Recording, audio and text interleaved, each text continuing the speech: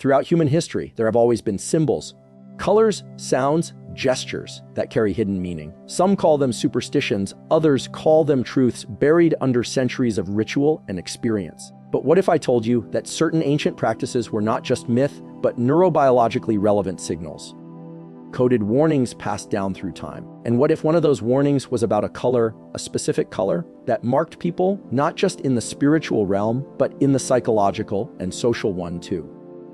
You see, colors aren't just pigments. They're signals to your nervous system. They stimulate your brain, shape your mood, and influence how others respond to you.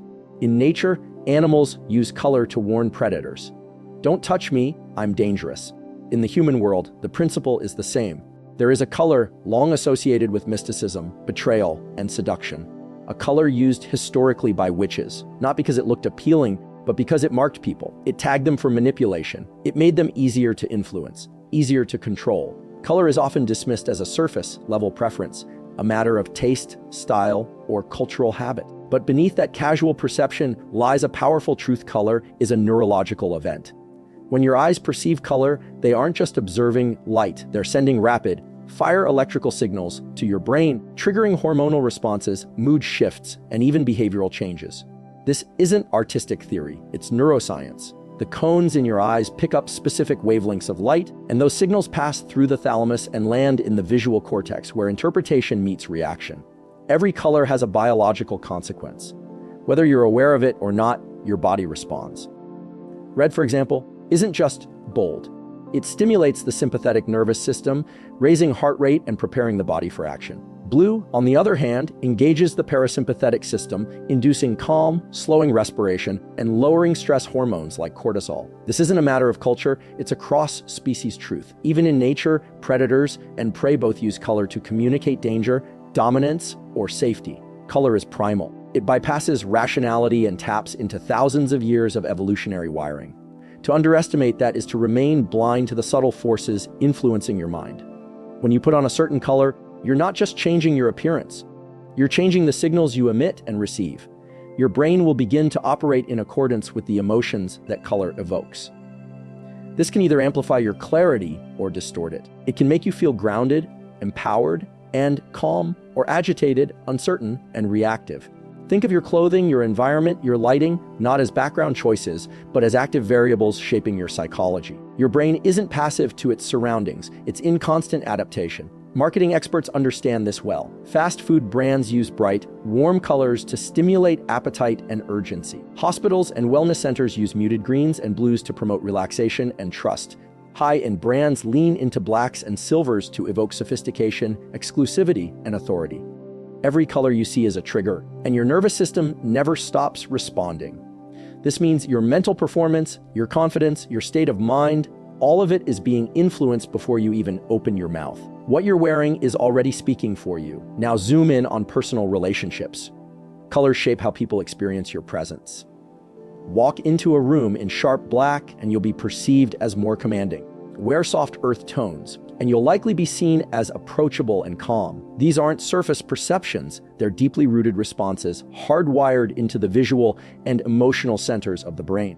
People don't consciously know why they feel certain ways around certain colors, they just feel it.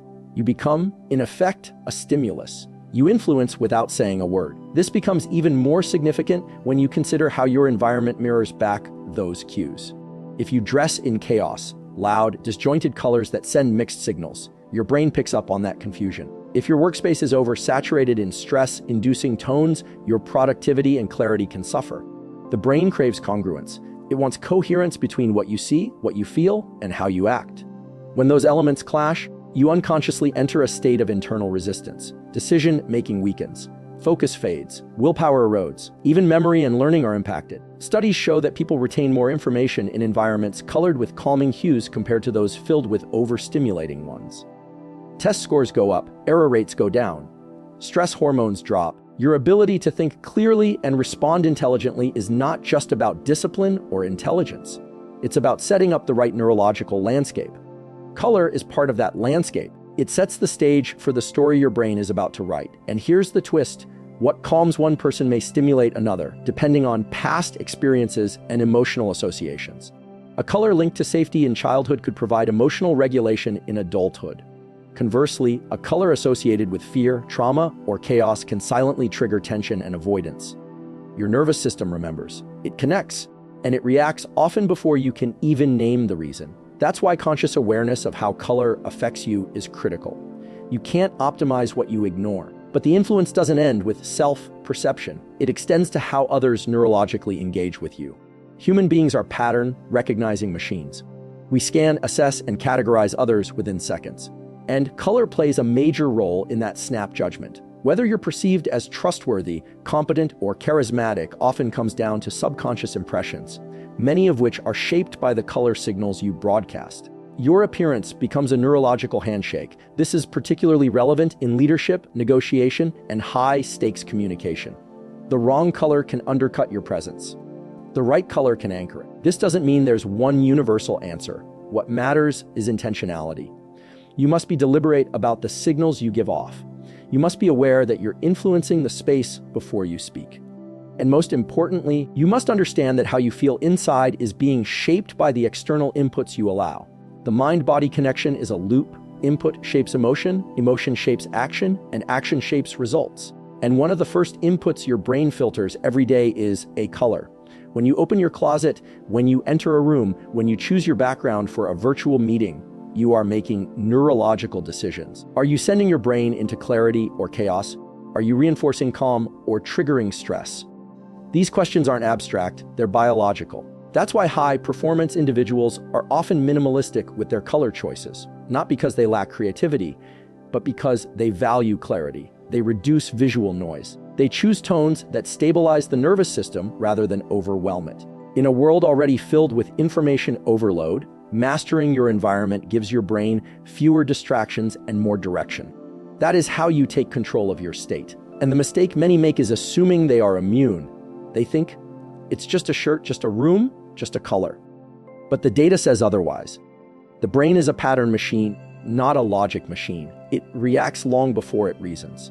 If you care about optimizing your focus, performance, and energy, then you must recognize that every color is either aligning your system or derailing it. Even silence is filled with signals. Even stillness is flooded with influence. That includes the colors you allow around you, the tones you embody, and the visual energy you carry. The world is responding to you, and you are responding to it, whether you realize it or not. Color has long been used as a tool of manipulation, not by accident, but by deliberate design. Those who seek to control others understand that color bypasses logic and speaks directly to the emotional and primal centers of the brain. It slips through the back door of consciousness and alters behavior before a person even knows they've been influenced. This is not folklore. It's rooted in psychology and neuroscience. Color shapes attention, decision-making, and even compliance. It dictates what feels trustworthy, what feels powerful, and what triggers fear or desire. And for the manipulator, it becomes one of the most subtle yet potent weapons. If you study the history of propaganda, cults, and coercive groups, you'll see a consistent pattern in color usage. It's not random. They pick colors that heighten emotion and suppress critical thinking. Colors that excite and overwhelm the senses, colors that create urgency or false comfort. They use contrast to make messages stand out and design schemes that embed themselves in memory.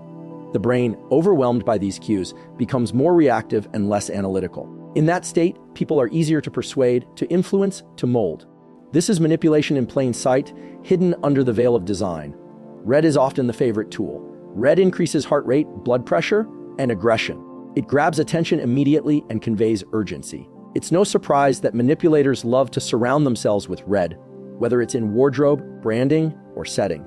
It makes them appear dominant, magnetic, and in control. But beneath that power signal lies a more dangerous effect. It also makes the observer more emotionally volatile, more impulsive, less rational. In relationships, this can create an addictive push-pull dynamic, especially when combined with intermittent reinforcement, another favorite tactic of manipulators.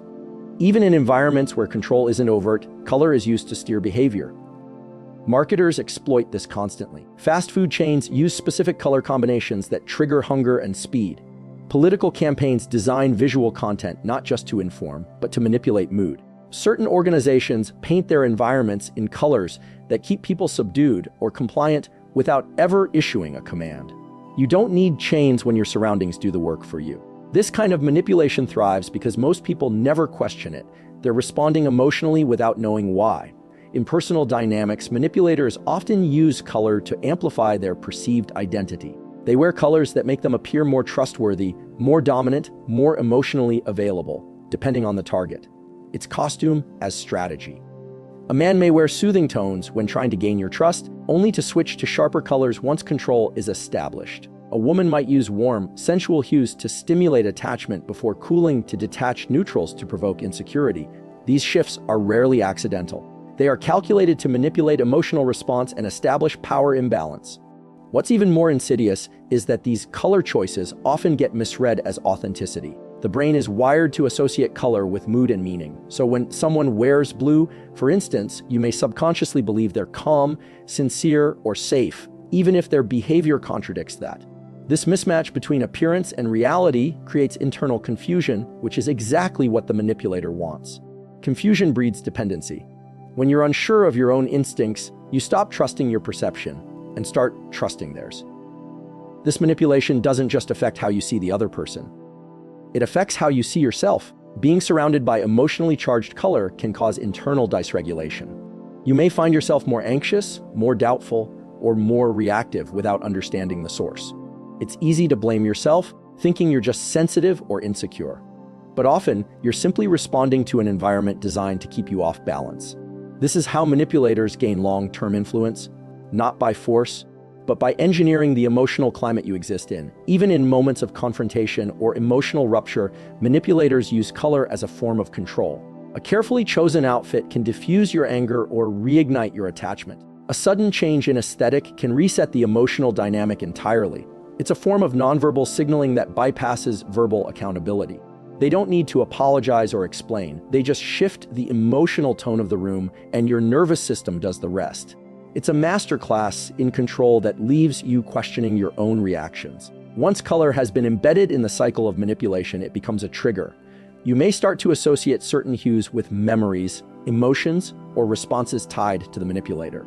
Without realizing it, you become conditioned. That color on someone else in another setting can still activate the same internal response. This is how manipulation endures beyond the relationship itself. The brain, once trained to react emotionally to a visual cue, continues that pattern until it is consciously reprogrammed. And for many, that programming goes unnoticed for years. Understanding how color is used in manipulation is not about fear, it's about clarity. When you become aware of how subtle cues influence your thoughts and feelings, you gain the ability to interrupt the pattern. You start to see the strategy behind the performance. You start to separate emotional truth from visual illusion. And slowly, you regain your power, not by resisting everything you see, but by knowing exactly what it's trying to do to you. Human beings are biologically designed to adapt, absorb, and respond to their environment. This isn't weakness. It's the default operating system of the brain. From the moment you're born, your nervous system begins wiring itself according to what it sees, hears, feels, and experiences. That's how language is learned. That's how habits are formed. That's how identity takes shape. The brain is programmable because it's always learning, always encoding information. But here's the part most people miss: you're being programmed whether you realize it or not. And when you're not the one guiding the input, someone else is. Every sound, every image, every color, every emotion. It's all data. And your subconscious mind doesn't filter for truth.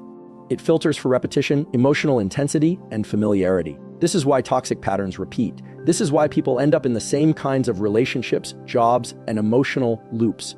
Because the brain begins to associate familiarity with safety, even when that familiarity is damaging. If your environment constantly sends signals of chaos, drama, or manipulation, your nervous system adjusts to survive that pattern.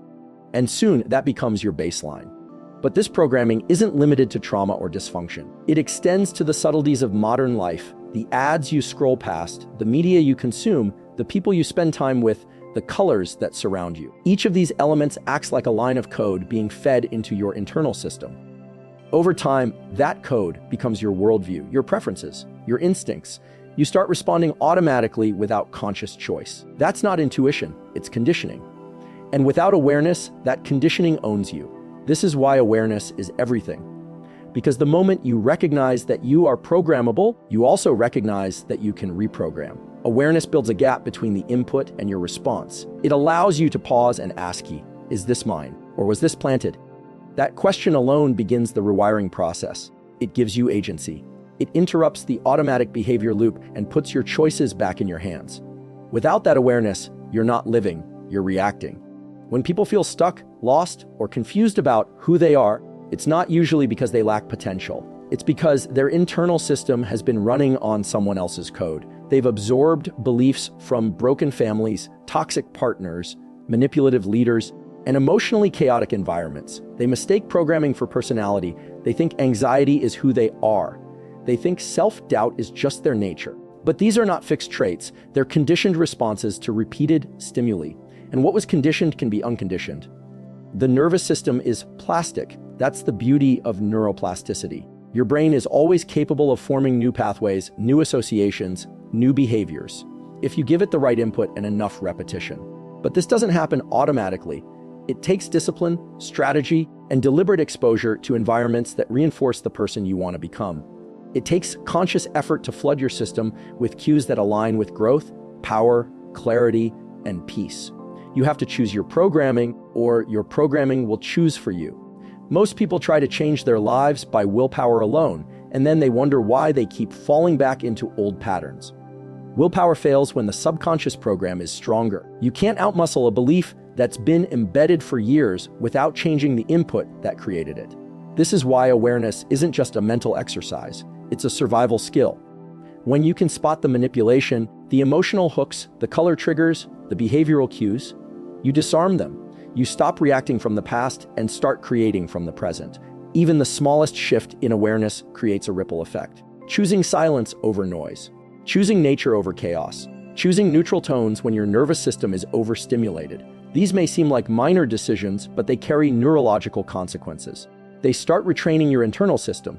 They reinforce a new emotional baseline, one grounded in stability instead of reactivity. You begin to notice how different environments feel in your body. You begin to trust your instincts again, not because they're emotional, but because they're finally rooted in clarity. This isn't about becoming emotionless. It's about becoming emotionally intelligent. When you understand that emotion is often a response to programming, you stop being enslaved by it.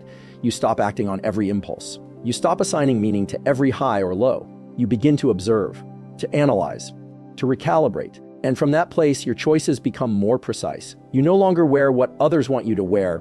You no longer respond how they expect you to respond. You regain control, not by resisting emotion, but by upgrading the code beneath it. The real freedom doesn't come from escaping influence. It comes from recognizing it. You can't live in a bubble. You'll always be surrounded by signals, energies, colors, people. But when you build awareness, you gain the power to filter, to choose, to reprogram. That's the edge. That's what separates the reactive from the intentional, the follower from the leader, the manipulated from the master of self. And it all starts with the decision to stop moving blindly and start noticing everything. Every day, whether you realize it or not, you're broadcasting signals to the world. Through your posture, your tone, your energy, your expressions, your choices in clothing, color, and environment, you're constantly communicating who you are and what you tolerate.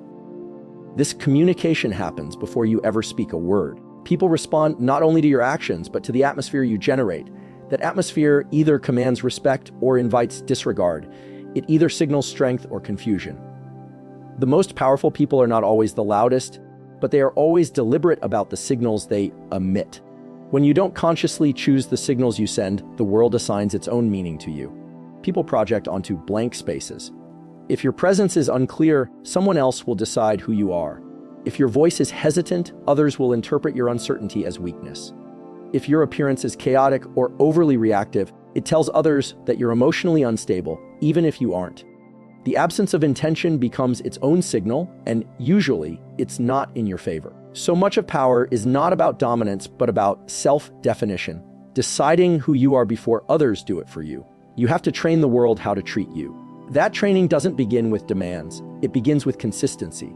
If you wear strength but behave in insecurity, the signal breaks. If you speak boundaries but violate them yourself, people learn not to take you seriously. Your signals must align, visually, verbally, emotionally. And that alignment starts by being brutally honest with yourself. What energy do you bring into a room? What do your eyes communicate? What message does your environment reinforce? Until you gain awareness of what you're projecting, you'll continue to be misread and mishandled. Colors, for instance, are a language of their own. Wear a bold red, and you're telling the world you're unafraid to be seen. Choose calm neutrals, and you signal stability and restraint. Go for sleek black, and you convey authority and boundary. These aren't just aesthetic preferences, they're nonverbal strategies. The most intentional individuals don't just throw on clothes. They dress for command, for precision, for clarity.